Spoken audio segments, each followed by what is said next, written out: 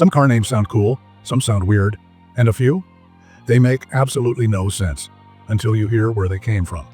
Today we're breaking down 11 car model names you see on the road every day that have surprisingly deep, bizarre, or just plain funny origins. If you love learning things you can casually drop into conversations and sound way smarter than you are, hit that subscribe button. Now, let's get into it. Number 1. Toyota Camry, the crown you never noticed. If you thought Camry was just a smooth-sounding name Toyota cooked up in a boardroom, think again. It actually comes from the Japanese word kanmori, which means crown. And it's not just symbolic. Toyota has a whole royal family of model names. The Corolla means the small petals around a flower's crown. Corona, Latin for crown. And the Camry? It was their full-size sedan king. Toyota's naming strategy was all about hierarchy and elegance, a branding system that emphasized sophistication without shouting about it. But here's the deeper layer. This naming tradition wasn't just about sounding classy. In Japan, the idea of a crown carries serious cultural weight. It reflects seniority, respect, and continuity. Naming your car after that? That's a subtle way of telling buyers this isn't just transportation, it's a legacy. The Camry became one of the most popular sedans in the world, especially in the US, where it's been a bestseller for decades. And yet, most people driving one have no idea it's the metaphorical king of the fleet. Number 2, Volkswagen Tiguan, nature's weirdest mashup. Volkswagen wanted their new compact SUV to sound wild, like an animal. So instead of going with something sleek and predictable, they turned it into a marketing experiment. They held a naming contest in a German car magazine, and the public voted for a name that mashed together two animals, tiger and iguana, which is how we ended up with Tiguan. No, seriously, it's not a myth. Volkswagen confirmed it themselves. And yes, it sounds less like a car and more like something a kindergartner would draw with crayons and proudly call a dinosaur. The name was supposed to suggest strength, agility, and exotic flair, but let's be honest, it mostly just confused people. Still, it worked. The Tiguan became one of VW's global bestsellers, and while you probably never imagined a tiger-iguana hybrid, now you'll never unhear it. You're welcome. Number 3. Hyundai Kona, beach vibes with a side of hoops.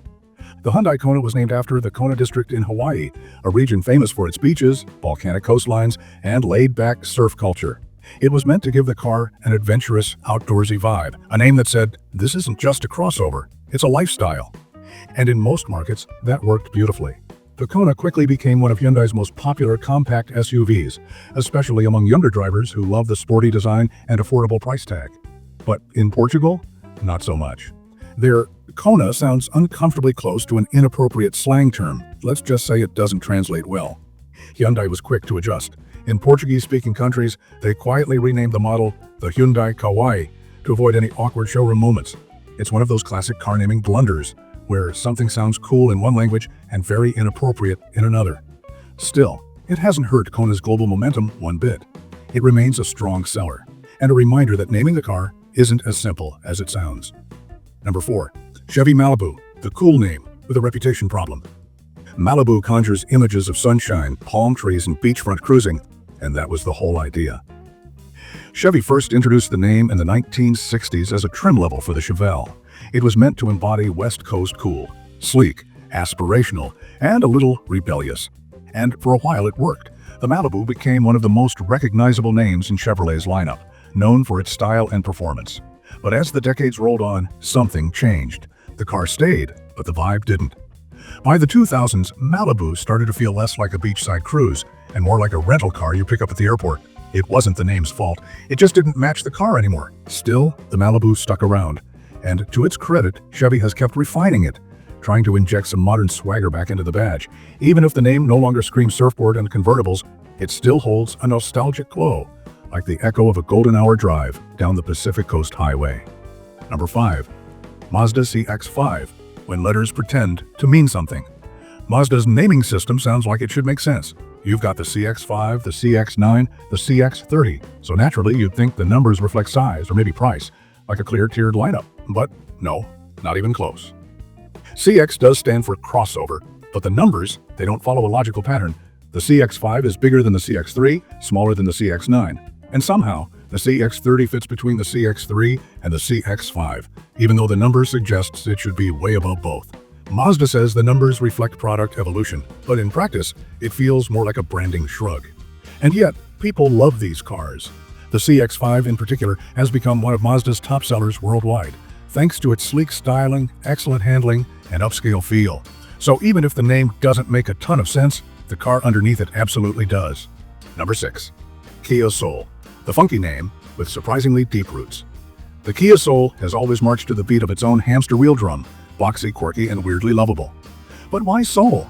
Why give such an oddball shape such a deep-sounding name? Kia says it represents soulful design and personality. It's about character, something different from the cookie-cutter cars parked next to it. But that's not all. It's also a subtle nod to Seoul, South Korea, the city where Kia is headquartered. So yes, there's a pun baked into the branding. And while that may sound cheesy, it actually worked. The Soul became a breakout hit, especially among younger buyers who wanted something fun, affordable, and unapologetically weird. Plus, the marketing helped. Remember those dancing hamsters? Kia leaned into the oddball energy, and it turned into a cultural moment. Today, the Soul is still going strong, and while the name may sound deep, it's always worn that depth with a playful wink. Number 7. Toyota Prius, Latin for flex. Prius is Latin for to go before, and that wasn't just a random pick, it was a power move. Toyota launched the Prius in 1997 as the world's first mass-produced hybrid. At a time when most people still thought eco-friendly meant riding a bicycle, the Prius showed up with a battery, a gas engine, and a smug little grin. The name was meant to say, "We did it first," and honestly, they kind of did. It wasn't just about fuel economy, it was about identity. Driving a Prius said something about you, that you cared, that you were forward-thinking, that you were slightly cooler than your neighbor with the gas-guzzling SUV. And the name sealed it, not flashy, not aggressive, but quietly confident, just like the car itself. Number 8. Dodge Challenger, reclaiming the muscle car throne. The name Challenger sounds aggressive, rebellious, maybe even a little dangerous, and that's exactly what Dodge wanted. It first appeared in the early 1970s, during the golden age of muscle cars. Back then, Dodge was going toe-to-toe with Ford's Mustang and Chevy's Camaro, and the Challenger was their loud, tire-scorching response. The name wasn't just a label, it was a mindset. This was Dodge saying, "We're here to compete, bring it on." Fast forward to today, and the modern Challenger still carries that same energy, even if the landscape has changed. Now, it's not so much about challenging the competition as it is about challenging the future, holding onto retro horsepower in an era of EVs, hybrids, and turbocharged restraint. And honestly, Dodge isn't apologizing for it.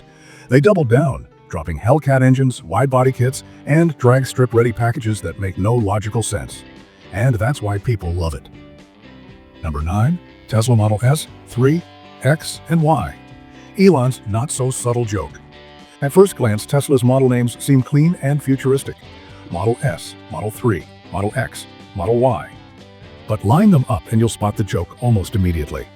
Elon Musk originally planned to launch the Model S, followed by the Model E, then the Model X, and finally the Model Y, spelling out sexy. Unfortunately, Ford had already trademarked Model E, and they weren't about to let Tesla have it. So Elon did what Elon does, and replaced the E with the number 3, so it looked like a backwards E. The joke lived on, in full meme-worthy fashion. And if you think that's just internet conspiracy, it's not. Elon has publicly confirmed it multiple times. He even tweeted the lineup spelled out, proudly leaning into the joke like a billionaire middle schooler. But cheeky branding aside, it worked. The S3XY lineup put Tesla on the map, making electric cars cool, desirable, and in some cases, terrifyingly fast. Number 10. Ford Maverick, a rebel with practical intentions. The word Maverick brings to mind a cowboy without a herd, someone independent, unpredictable, and maybe a little wild, which makes it kind of hilarious that Ford gave that name to a compact hybrid pickup truck. But here's the thing, it actually fits. The original Maverick debuted in the 1970s as a small coupe meant to challenge imports. Fast forward to today, and the new Maverick is once again defying expectations, this time by making trucks smaller, smarter, and more fuel efficient. It's not for off-roading adrenaline junkies, neither is it a worksite monster, it's for people who want a truck bed without the gas bill or the parking nightmare. And in a world where pickups keep getting bigger and thirstier, the Maverick is kind of a rebel, quietly doing its own thing, just with Bluetooth and a 40 mpg rating. Number 11. Nissan Rogue, an edgy name for a mild ride.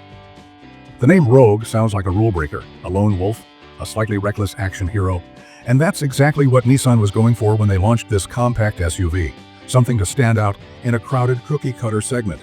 It's a bold name, but the car? It's actually pretty tame.